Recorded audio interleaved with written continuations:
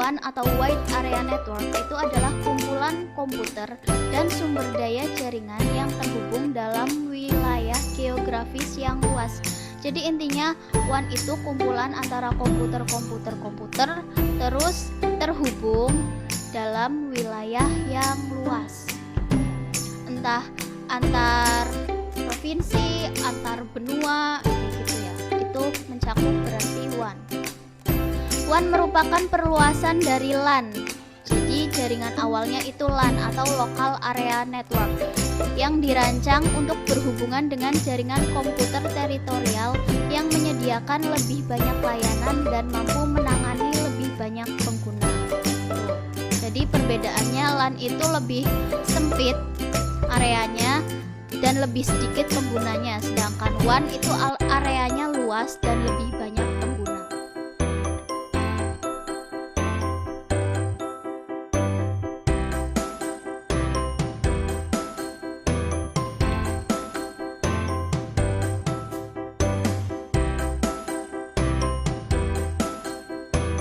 Ya, untuk kelebihannya sendiri, jaringan berbasis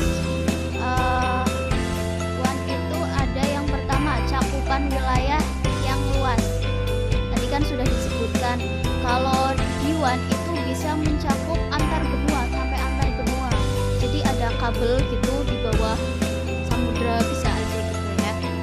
Itu jaringan WAN dirancang untuk menjangkau negara, benua, bahkan seluruh dunia di mana memiliki sistem jaringan yang besar. Lalu kelebihan yang kedua ada untuk berbagi resources, data, dan layanan secara bersamaan. Jadi dengan WAN itu bisa berbagi entah data gambar, data video, data suara, itu bisa secara bersamaan. Tidak crash gitu jaringannya. Dengan cakupan yang luas, maka sumber daya yang ada dapat dimanfaatkan oleh lebih banyak pengguna.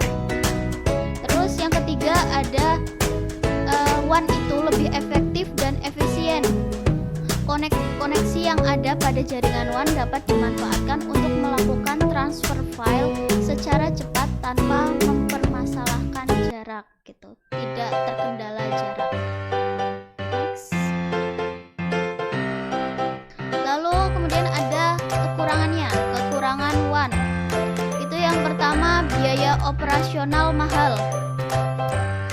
Entah biaya instalasi, maintenance, atau perawatan dan peralatan yang dibutuhkan pada jaringan WAN tergolong mahal karena jangkauan wilayah yang luas. Jadi lebih butuh banyak alat, lebih butuh tenaga ahli. Lalu ada yang kedua, kekurangannya pengaturan jaringan yang lebih rumit. Skala jaringan yang lebih besar tentu membuat setting atau pengaturan dan administrasi jaringan yang lebih kompleks, ya lebih rumit. Lalu yang ketiga, kekurangannya ada rentan terhadap serangan hacker. Jaringan WAN lebih rentan terhadap serangan hacker sehingga memerlukan sistem keamanan yang baik, butuh security yang baik. Lalu yang selanjutnya ada memerlukan firewall. Jaringan WAN memerlukan sistem keamanan yang baik untuk mencegah akses yang tidak sah dari luar yang dapat mengganggu jaringan. Butuh firewall. Selanjutnya ada karakteristik jaringan WAN. Karakteristik itu berarti ciri-ciri. Ciri-cirinya yang pertama itu ada jaringan WAN itu menghubungkan perangkat yang dipisahkan oleh wilayah geografis yang tidak dapat dilayani oleh LAN. Kalau LAN kan terbatas cuma dalam satu gedung atau bahkan satu ruangan gitu ya. Kalau ciri-cirinya WAN itu wilayahnya lebih luas. Jadi kalau ada jaringan yang wilayah cakupannya luas berarti itu WAN.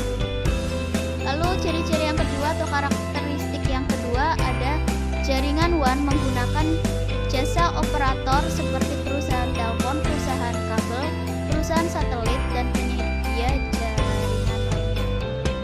Jadi kalau WAN itu dia butuh internet service provider gitu, kayak Telkom gitu, IndiHome. selanjutnya ada ciri-ciri jaringan WAN menggunakan koneksi serial dari berbagai jenis untuk menyediakan akses bandwidth atas daerah geografis. Membutuhkan koneksi serial.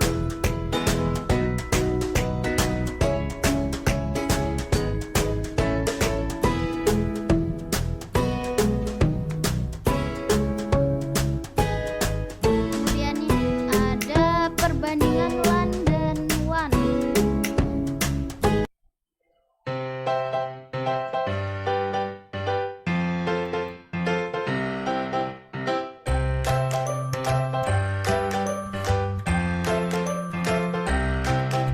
Untuk perbandingan LAN dan WAN itu, yang pertama berdasarkan aspek jangkauan. Aspek jangkauannya untuk LAN itu lokal, kalau WAN itu lebih luas seperti tadi ya ciri-cirinya. Lalu untuk bandwidthnya LAN itu lebih besar, WAN itu lebih kecil. Untuk aspek infrastruktur, LAN itu dimiliki sendiri infrastrukturnya, jadi diatur sendiri. Sedangkan WAN itu sewa dari provider, dari ISP-nya tadi. Kemudian ada teknologi LAN itu menggunakan Ethernet, sedangkan WAN itu menggunakan P3, HDLC, ISDN, dan ATM. Lalu untuk koneksinya, koneksi LAN itu ada dua, yaitu client to server dengan peer to peer. Lalu yang di WAN ada list line, circuit switching, paket dan paket switch. Untuk layanan sendiri untuk LAN itu terjadwal, sedangkan yang WAN itu 24 jam.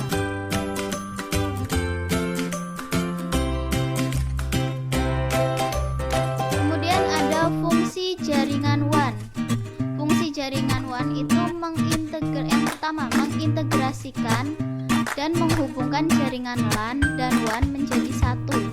Ya, jadi WAN itu menghubungkan jaringan WAN, menghubungkan jaringan LAN. Jadi gedung dengan gedung, akhirnya beda provinsi, beda negara, itu akhirnya jadi WAN. Kemudian ada mempermudah dan mempercepat arus informasi dan komunikasi. Yang ketiga ada meningkatkan efisiensi. Yang keempat ada mencegah terjadinya miskomunikasi. Dan yang terakhir ada mendukung operasionalitas dari perusahaan multinasional dan internasional.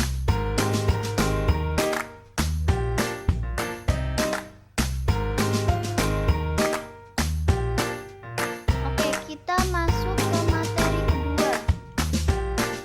Materi kedua yaitu tentang konsep dasar WAN. Konsep dasar Wide Area Network atau jaringan berbasis luas. Jadi perbedaan utama antara LAN dan WAN adalah keharusan untuk berlangganan pada perusahaan penyedia jaringan yang ada. WAN menggunakan jalur data untuk menghubungkan lokasi perusahaan atau pengguna yang terpisah.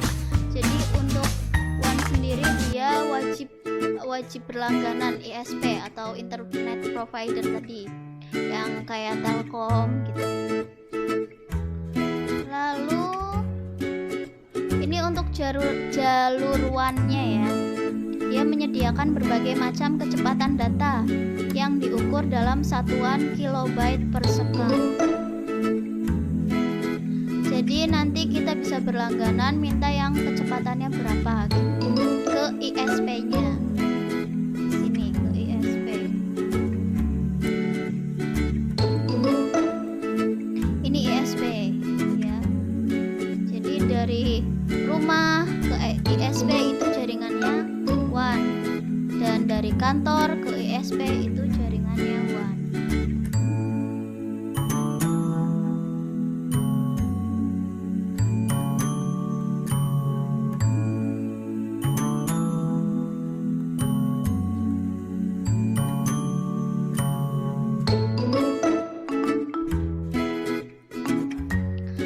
Kemudian ada perangkat jaringan WAN.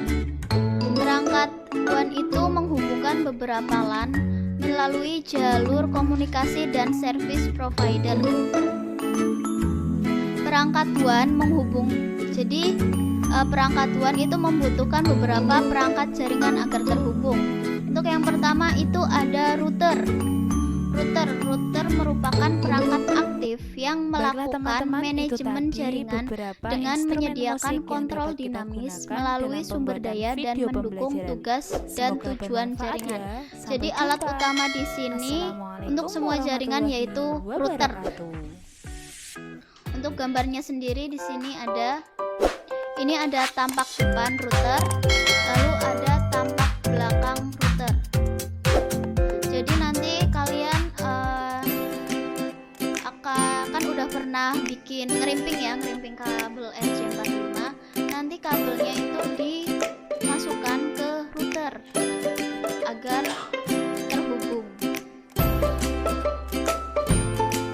Ini untuk tampak depan dan tampak belakang. Jadi di sini ada slot-slot atau bolongan gitu ya, slot untuk RJ45-nya. Kemudian alat yang kedua